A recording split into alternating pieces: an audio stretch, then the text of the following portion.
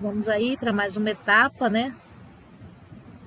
Hoje o tema que eu vou trabalhar é a história da extensão rural no Brasil, né? Nossa aula aí de desenvolvimento e extensão rural. Bom, quando a gente fala aí do histórico da extensão rural do Brasil, a gente tem que pensar nas primeiras iniciativas de extensão rural. Foram lá ainda no tempo do Império, em 1859, 1860, né? Na Bahia, Sergipe, Rio de Janeiro. O foco, né, desse Instituto Imperial de Agricultura era pesquisa, ensino, mas também incluía aí um pouco de difusão de informação. Previam aí exposições, previam um concurso, publicação de periódicos com esses resultados aí dessas pesquisas, né? Foi nessa época que houve a criação das primeiras escolas agrícolas, né? Pelo menos as propostas, né, de escolas agrícolas. A assistência técnica era realizada pelos agricultores que eram profissionais, né? Na Bahia, em 1904, foi quando se formou aí 273 engenheiros agrônomos, né? Então, era o que a gente tinha em termos de extensão rural. De acordo com o estatuto do Instituto Fluminense de Agricultura, né, Imperial Instituto Fluminense de Agricultura, no Rio de Janeiro, ele previa a criação aí de vários periódicos para publicação de artigos, traduções, né, e notícias em uma linguagem aí bem acomodada à inteligência, né, ao popular vocabulário dos agricultores. O Ministério dos Negócios, de Agricultura, Comércio e Obras Públicas, em 1906, né, tinha como atribuição tratar aí de assuntos relativos à agricultura, relativos à indústria animal, por meio de comunicação, de informações, por meio de propaganda, divulgação de tudo quanto é coisa que interessasse a agricultura. Tá? Outra primeira iniciativa já foi no estado de São Paulo, em 1985, né, onde havia o boletim da agricultura e essas publicações, como folheto, periódico, eram distribuídas, né, aos agricultores. Até 1917, foram distribuídos mais de 415 mil folhetos, entre outras publicações com informações mais variadas a respeito de técnicas, né, e manejo da agricultura e pecuária. Em 1910, né, houve a criação e a regulamentação do ensino agronômico. Então, o ensino agrícola, o ensino de medicina veterinária, de zootecnia, indústrias rurais, né? Então, começaram a haver também cursos ambulantes de agricultura, conferências agrícolas para demonstração de técnicas, né, práticas. Foram criados os primeiros campos de demonstração, a instalação das primeiras fazendas experimentais, né, nessa época. Outra ação, né, foi muito importante, foi a primeira ação institucionalizada, né, tem um trava-língua aí, da extensão rural, né, porque a extensão rural ela é um processo, né, ela é um processo de educação informal, mas ela também é política, ações políticas públicas, né, ou uma instituição.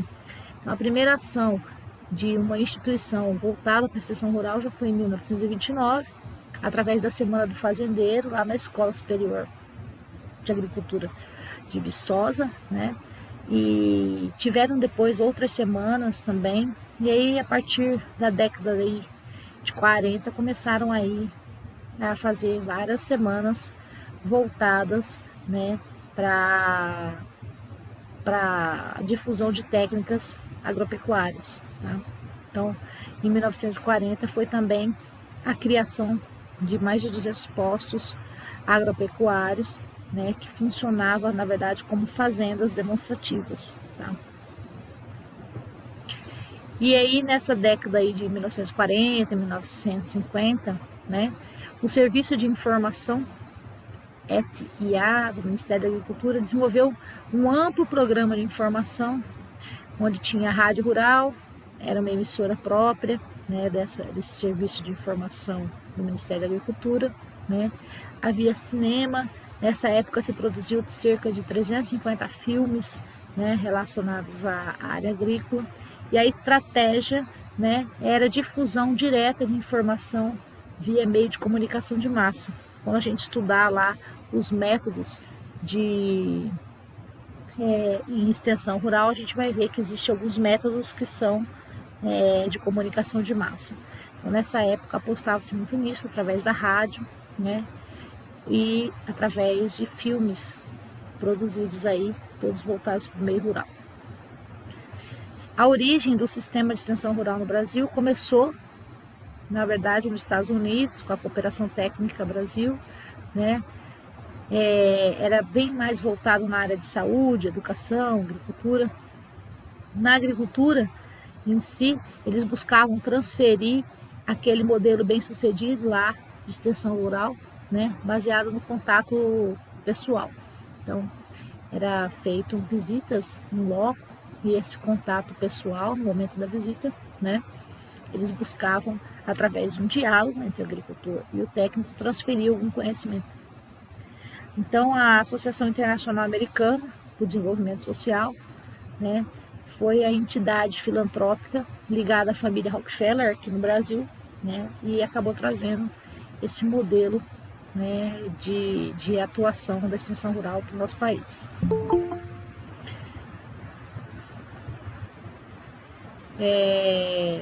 Essa Associação Internacional Americana, através da ligação com a família Rockefeller, né, trouxe o que a gente conhece aí de influência, né, na extensão rural no Brasil. Na verdade, né, houve uma criação de entidades autônomas de extensão rural. Em 1948 foi feita a criação da ACAR, em Minas Gerais, que era a Associação de Crédito e Assistência Rural. Em 1954, a ANCAR, né, ela foi criada também nos estados do Ceará, Pernambuco, Bahia. Em 1955, surgiram então no Rio Grande do Sul, né, na Paraíba, no Rio Grande do Norte, em Santa Catarina, né, a Associação Brasileira de Crédito e Assistência Rural, a ABECAR, né, coordenava diversas ações aí estaduais, tá, nessa ocasião. Então, a CIA e a ABECAR, né, tinham metodologias bem diferentes, tá? Então, para que a gente consiga entender, né, o sistema internacional de assistência, né, então vamos lembrar lá, né? Então a gente tem aqui, ó, Serviço de Informação Agrícola, né, para a gente entender, e a ABECAR, que significa Associação Brasileira de Crédito e Assistência Rural. Ambas tinham metodologias bem diferentes, né? O Serviço de Informação e a Associação Brasileira tinham um jeito de trabalhar, mas o objetivo delas era difundir inovações tecnológicas, né, que aumentasse a produção, que aumentasse a produtividade da agricultura. E aí, em 1974, houve uma criação do que a gente chama de Cibrater, que foi o Sistema Brasileiro de Assistência Técnica e Extensão Rural. E aí a gente tinha a Embrater, que é a Empresa Brasileira de Assistência Técnica e Extensão Rural, do governo federal, né? E as EMATERs, que eram as empresas de assistência técnica e extensão rural formadas em cada estado, exceto em São Paulo, né? Em São Paulo ela tinha um outro nome. Tá me fugindo aqui o meu slide, deixa eu pegar aqui. Né? Em São Paulo elas eram coordenadas pela Embrater, ok? Então, as EMATERs, né, elas tinham autonomia em cada estado, exceto em São Paulo, que São Paulo era já sob domínio da própria Embrater, tá? Para ficar mais claro, né? Bom, outra questão é o Plano Nacional de Desenvolvimento, criado entre 1972 e 1974, onde o governo militar incluiu dentre as suas prioridades amplos investimentos em ciência e tecnologia. E aí, nesse contexto, né, foi criado a Embrapa. Então, a Embrapa ela era atrelada ao Ministério da Agricultura e tinha como objetivo levar adiante esse Programa Nacional de Pesquisa, de Experimentação em Agropecuária, voltado à geração e à adequação de tecnologias, para modernizar a agricultura, para adaptar maquinário, para testar insumos químicos, dentre esses aí, os fertilizantes, corretivos, os agrotóxicos, né, os defensivos agrícolas. 2 anos depois, né, em 1974, foi instituído então, né, a Embrater, que era a Empresa Brasileira de Assistência Técnica e Extensão Rural. Então a gente tinha 2 órgãos, a Embrater, né, e a Embrapa. Ambos deveriam executar a atividade de forma integrada. Então a gente tinha que ter uma integração, apoiar-se financeiramente, né, instituições aí estaduais, as Ematers, de extensão e pesquisa. Nesse período é considerado como um marco, né, de consolidação do difusionismo, né, da assistência técnica brasileira, né, da ATER, da Assistência Técnica e Extensão Rural Brasileira, por conta dessa estreita associação que a gente tinha entre a Embrater e Embrapa. A Embrapa, ela tinha, por meio da produção, né, vários pacotes tecnológicos, inclusive até hoje é muito renomado. E a Embrater, o papel era disseminar, né, em especial o Sistema Nacional de Crédito, que através do Banco do Brasil, eles conseguiam garantir financiamento às tecnologias anteriormente mencionadas aí pela Embrapa. Só um minutinho. Então elas tinham papéis um tanto distintos, né? A Embrapa criava pacotes tecnológicos e a Embrater divulgava e ajudava o agricultor a acessar as linhas de crédito através do Banco do Brasil. Na década de 80, né, com o surgimento de um movimento social extensionista, né, resultou na criação da FASER, que era uma federação das associações e sindicatos de trabalhadores de assistência técnica e extensão rural. E aí começou a questionar esse modelo de extensão rural baseado em difusionismo, né? Essa difusão verticalizada de tecnologia, sem sustentabilidade ambiental, né, e social, onde se pregava modelos e pacotes tecnológicos como se fossem ser adequados a todas as propriedades. E aí, Romeu Padilha assumiu a presidência da Embrater, né? E em 1985 a proposta dele era priorizar pequenos e médios agricultores, né? E mais essa linha de sustentabilidade ambiental e social. Em 1990 houve no governo Collor a extinção da Embrater, né? E aí a coordenação do sistema passou todo para a Embrapa, né? Então, essa empresa, de fato, a Embrapa ela é muito boa em criação de tecnologia, mas ela não conseguiu exercer o papel de difusão, de assistência técnica, né? Porque ela também nem tinha de recurso, né, para isso. E aí, as Ematers, em vários estados, né, entraram numa crise profunda, acho que se perpetua até hoje, pois dependem fortemente de recursos federais, que eram repassados e que aí foram cortados integralmente. Então hoje a gente tem uma situação bem precária nas situações das Ematers no estado. A Emater, a Empaer, aqui no nosso estado não é diferente. Aqui alguns estados chamam-se Emater e em alguns outros estados se chama Emater, tá? Então, após várias mudanças aí de ministérios, em 1994 foi criado um Departamento de Assistência Técnica e Extensão Rural, a DATER, né, no Ministério da Agricultura, Abastecimento e Reforma Agrária, né, e a partir da criação do Ministério do Desenvolvimento Agrário, do MDA, em 99, né, as atribuições da ATER passaram a ser competência do MDA, né, e competência do Ministério da Agricultura, Pecuária e Abastecimento, do MAPA. E aí, em 2016, com a extinção do MDA, essas atribuições passaram para a Secretaria Especial de Agricultura Familiar e Desenvolvimento Agrário, ligado diretamente à Casa Civil do Governo Federal. Então, passou a ser da SEAD, né?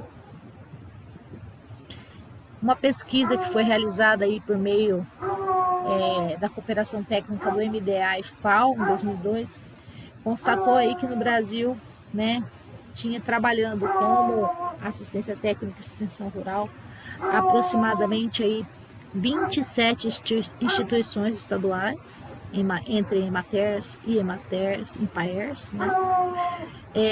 495 ONGs, organizações não governamentais, aproximadamente 498 instituições, como sindicatos dos trabalhadores rurais, federações, movimentos sociais, né, do Sem Terra e associações que prestavam serviço de extensão rural e assistência técnica, 867 cooperativas de produção agropecuária, né, com profissionais prestando serviços também de ATER, de assistência técnica e extensão rural, 397 instituições de ensino e pesquisa trabalhando em extensão rural, né?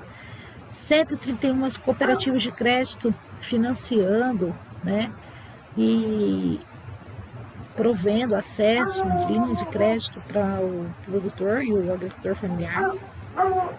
Aproximadamente 78 agroindústrias, né, também com seus devidos técnicos, prestando serviços de assistência técnica e extensão rural, entre outras 88 instituições públicas, e sem contar aí os 43 instituições do Sistema S, Senar, Sebrae, que também atuam, né, como assistência técnica e extensão rural no Brasil. Isso foi um levantamento da FAO e MDA em 2002. Então, nesse documento, um pouco antes, em 2000, desenvolvido pelo INCRA e FAO, né, a produção agrícola brasileira ela foi classificada sob 2 modelos, para a gente poder entender também, né? Ela foi classificada como modelo familiar e o modelo patronal, né? Então, foram estabelecidas, através desse documento desenvolvido pela FAO e INCRA, algumas diretrizes de ações de políticas públicas, né? Então, além das políticas institucionalizadas de difusão e de assistência técnica, também foram criadas ações de políticas públicas. A ideia, né, com as políticas, essas ações de políticas públicas, era a promoção do desenvolvimento rural, né, e integração dos produtores familiares ao mercado, né? Então, nesse documento, né, a ideia era promover ações de políticas públicas que integrassem o produtor familiar dentro do mercado, inserisse ele nesse mercado com base no desenvolvimento rural. Em 2003, né, foi construído pelo MDA uma nova política nacional de assistência técnica e extensão rural, o PINATER, né?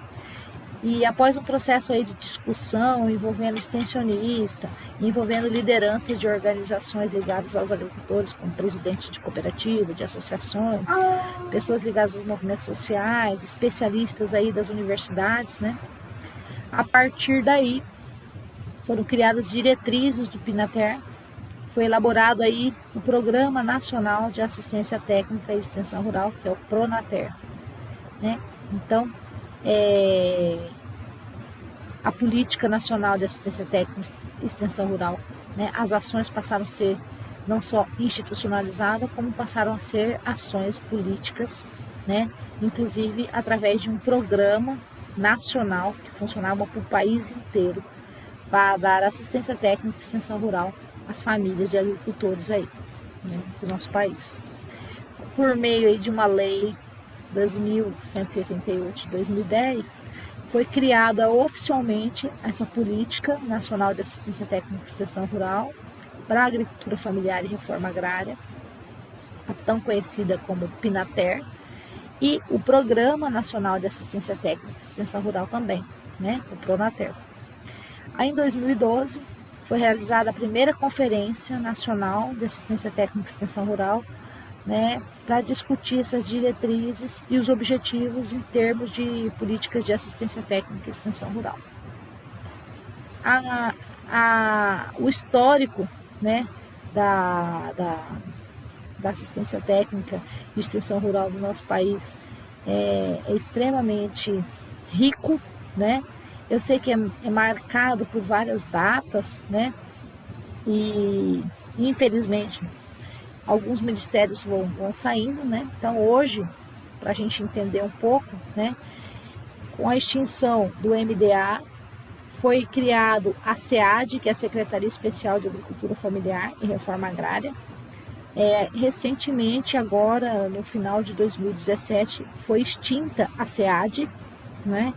E ela virou, na verdade, um departamento da agricultura familiar dentro do Ministério da Agricultura, Pecuária e Abastecimento. Então,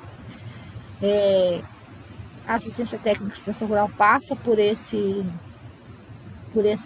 processos, né, principalmente político, por mudanças profundas o tempo todo. Então, no final do ano de 2017, né, já foi extinta ainda no governo Temer, né?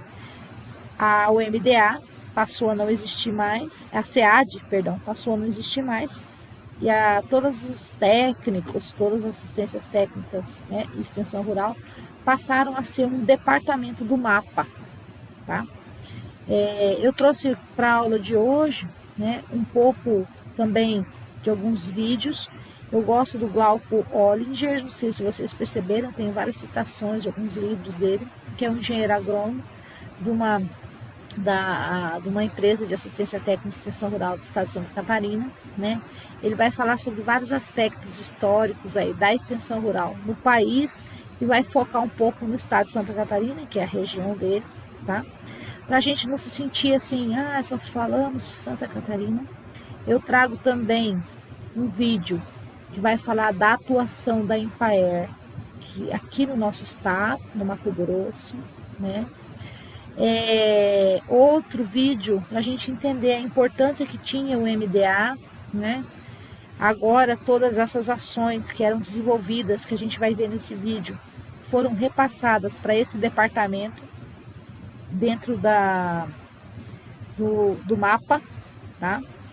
Então, acabou o Ministério do Desenvolvimento Agrário, se tornou uma secretaria especial da Agricultura Familiar e Reforma Agrária ligada à Casa Civil, e aí agora retornou para um departamento, né, um departamento voltado para a agricultura familiar e cooperativismo, ganhou esse outro know-how, e inclusive eu havia esquecido de citar, e eles estão hoje dentro do MAPA, tá? E aí, por fim, a gente encerra aí com outro vídeo, são todos vídeos curtos, pode ficar bem tranquilos, que fala sobre a política de ATER, como que ela se insere no plano safra, né? Como é importante a gente ter uma equipe eu acho que é um dos papéis mais fundamentais, apesar que eu nunca tive acesso a esse tipo de trabalho, né? Eu não executei esse tipo de trabalho. Meu trabalho como extensionista sempre foi mais de contato, né? Mas eu acho extremamente fundamental o papel do extensionista rural, né? Principalmente aqueles que ajuda o agricultor a elaborar seus projetos para alcançar os créditos, né? E assim poder financiar a sua atividade. Então, vamos lá. Era isso, né? Espero que vocês tenham gostado dos vídeos, né? desses depoimentos. Qualquer dúvida aí eu estou à disposição.